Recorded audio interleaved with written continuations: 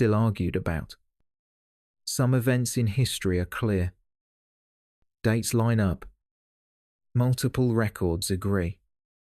Physical evidence remains. But some events are different.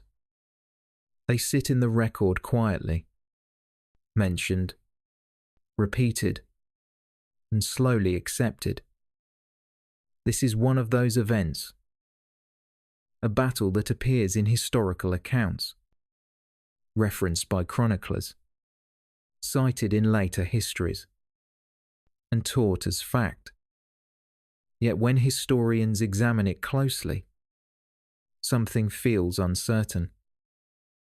The earliest written account comes from a single source.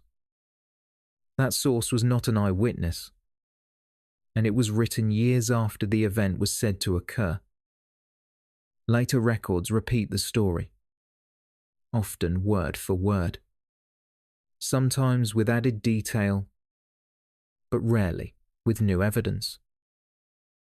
This pattern is not unusual in early history. Many accounts were copied, edited, or adapted to suit the needs of the time. When researchers compare versions of this battle, the descriptions begin to diverge. The number of fighters changes. The location shifts slightly. The outcome becomes more decisive with each retelling. Some accounts describe a single, overwhelming clash.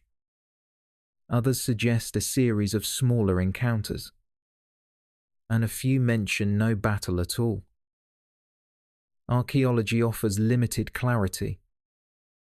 Excavations in the proposed region have uncovered settlements, tools, and everyday objects, but no clear evidence of a large-scale conflict. No mass graves, no widespread destruction layer, no unmistakable signs of warfare tied to that date. This absence does not prove the battle did not happen, but it complicates the story. Some historians suggest the event may have been exaggerated over time. A small skirmish, later remembered as something larger.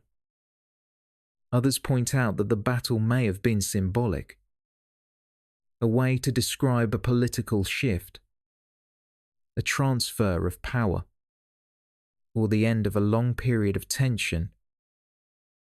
There is also the question of motive. Many historical accounts were written to legitimize rulers, to justify borders, or to present victory as inevitable. A decisive battle makes a cleaner story than slow change, negotiation, or gradual decline. When modern historians revisit the sources, they do not remove the battle from history, but they place it under question. What exactly happened, where it occurred, and whether it unfolded as described. In textbooks, the name remains. On maps, the location is still marked. In popular history, the story continues. Yet in academic debate, the discussion stays open between what is recorded and what can be confirmed, between tradition and evidence, between the event itself and the story told about it. And that is where this battle remains. Written, referenced, and still argued about. Which side do you fall on?